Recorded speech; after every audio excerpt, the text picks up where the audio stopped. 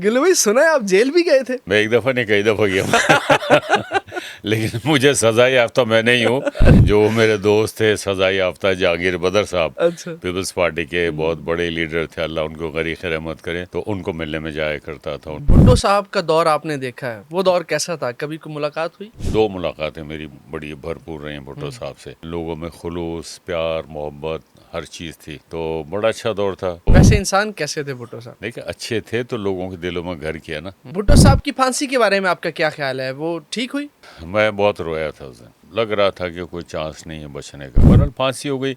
Later on आप देखिए अभी कोई 2 साल पहले सुप्रीम कोर्ट की तरफ से एक कि वो फैसला गलत था, शायद आपकी नजर से भी गुजरा जी होगा। मैंने देखा। इतना बड़ा फैसला, एक इतने बड़े इंसान को फांसी दे दी गई, और फिर ये कि जो फैसला गलत था, तो क्या आने वाले वक्त में इस तरह के फैसले होंगे या मोहतात तरीके से फैसले होंगे? आपके लिए मुकम्मल तैयारी करके बैठा हूँ मैं। सबसे पहले हम लोग करनी है चिट चैट आपके साथ, और ऐसी चिट चैट के जो इससे पहले कहीं नहीं हुई आपकी। ये पूरा डाटा जो है ना इस तरह तो थानों में होता है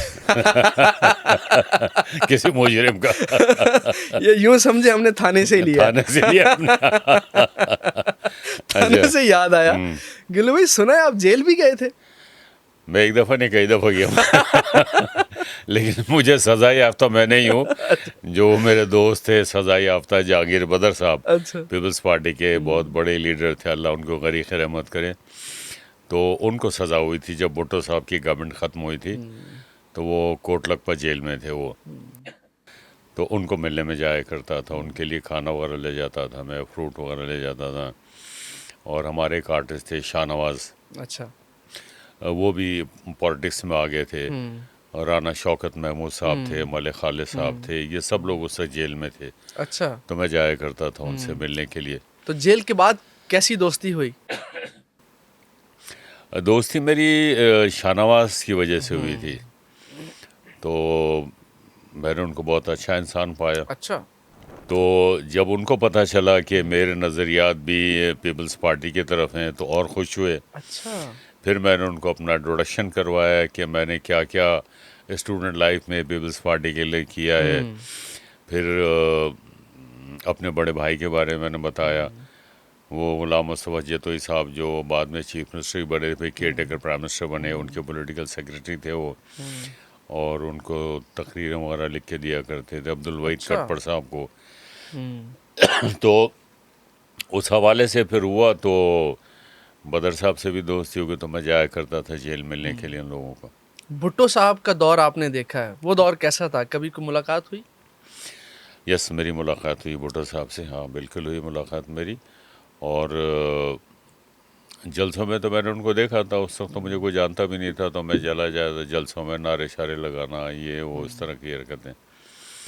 और जितने भी उस ज़माने में ख़ास तौर पे हनीफ रामे साहब वज़ीर आला जब, पंजाब रहे। हाँ, जो कराची आते थे, तो हम लोग बाइक पे जाते थे दोस्तों के साथ, तो उनको स्कॉट करके फिर हम वहाँ 70 क्लिफ्टन भुट्टो साहब के घर पे छोड़ते थे।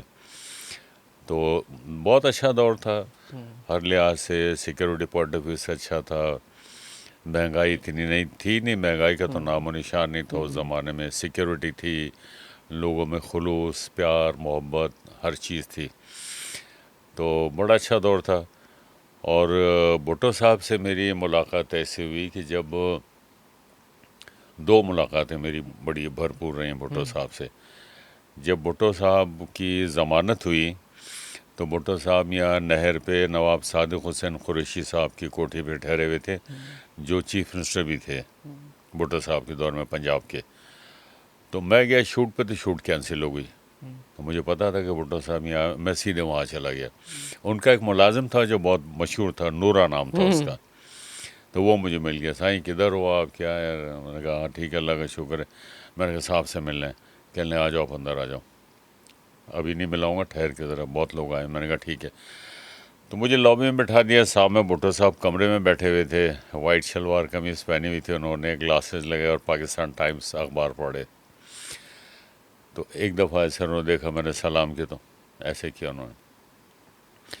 उसके बाद जब भुट्टो साहब उठे वहाँ से, उठ के भुट्टो साहब 4 कदम आगे के मुझे क्रॉस कर लिया, मैं भी खड़ा हूँ, एकदम टर्न कर इशारा किया मुझे, मैं चला गया उनके साथ। फिर उन्होंने जिस तरह ये भुट्टो साहब बैठे हैं, यहाँ कुर्सी लगवाई उन्होंने, मुझे अपने साथ बैठा लिया। आओ ये मोहिद्दीन, मैंने सर हम फाइन। मैं हैरान हूँ कि मुझे जानते हैं, पीटीवी का दौर था, वो देखा होगा उन्होंने।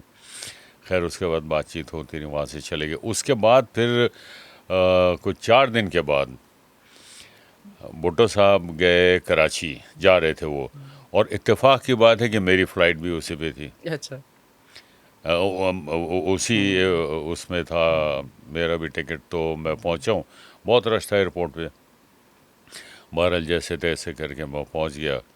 अब भुट्टो साहब आगे बैठे हुए थे, मैं इधर बैठा हुआ था, तो कुछ लोग बैठे हुए थे। अब मैं बार बार खड़ा होता तो मुझे ऐसे इशारा किया उन्होंने। फिर मैंने उनसे ऑटोग्राफ मांगा, तो बड़ा अच्छा उन्होंने मुझे लेटर लिख के दिया था, अभी भी पड़ा है मेरे घर पे। अच्छा। हाँ। तो वैसे इंसान कैसे थे भुट्टो साहब? हाँ, इंसान कैसे थे वैसे? बहुत अच्छे इंसान हैं। देखिए, अच्छे थे तो लोगों के दिलों में घर किया ना। इतने बड़े वो लीडर बने, न सिर्फ पाकिस्तान के बल्कि ये पूरी दुनिया के आलम इस्लाम के वो लीडर बने।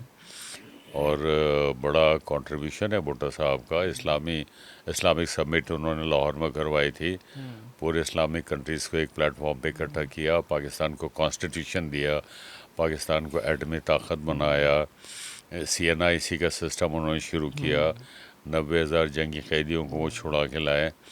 और उसके अलावा हमारी जो अरब कंट्रीज़ हैं, वहाँ पे पाकिस्तान की जो लेबर थी उनको और आला तालीम याफ्ता उनको वहाँ के अकोमोडेट करवाया उन्होंने, वहाँ पे जॉब्स क्रिएट करवाई, पाकिस्तानियों को भेजा। वहीं से तो सारा सिलसिला शुरू हो गया कि लोग बाहर जाने लगे जॉब के लिए। तो बहुत खिदमत हैं भुट्टो साहब की, बहुत खिदमत हैं। आपका वैसे तो फिल्मी करियर है, आपने 300 से ज़्यादा फिल्में की, कई गाने आप पे फिल्माए गए, कई एक्ट्रेसेस के साथ आपने काम किया। लेकिन चूंकि हम भुट्टो साहब का जिक्र हुआ तो मैं रह नहीं पा रहा हूँ ये सवाल आपसे करते हुए कि भुट्टो साहब की फांसी के बारे में आपका क्या ख्याल है? वो ठीक हुई? मैं बहुत रोया था उस दिन, अच्छा। बहुत रोया था। और जिन दिनों उनका केस ट्रायल चल रहे थे, लास्ट स्टेज पे था, तो मैं एक फ़िल्म की शूटिंग कर रहा था यहाँ मंडी बहाउद्दीन में। तो रात को हम लोग ट्रांजिस्टर बैठ के BBC सुना करते थे। तो लग रहा था कि कोई चांस नहीं है बचने का। बहरहाल फांसी हो गई। बट लेटर ऑन आप देखिए, अभी कोई 2 साल पहले सुप्रीम कोर्ट की तरफ से एक मेरा ख्याल है सुप्रीम कोर्ट की तरफ से सुप्रीम कोर्ट। स्टेटमेंट था कि वो फैसला गलत था। शायद आपकी नज़र से भी जी गुजरा जी, होगा मैंने देखा है। कि वो फैसला गलत था। इतना बड़ा फैसला, एक इतने बड़े इंसान को फांसी दे दी गई, और फिर ये कि जो फैसला गलत था, तो क्या आने वाले वक्त में इस तरह के फैसले होंगे या मोहतात तरीके से फैसले होंगे, ये देखना है। क्योंकि ये पाकिस्तान की बका का सवाल है, पाकिस्तान की सलामती का सवाल है। पाकिस्तान के लिए जो लोग अच्छा काम कर रहे हैं उनके बारे में ऐसे फैसले नहीं होने चाहिए।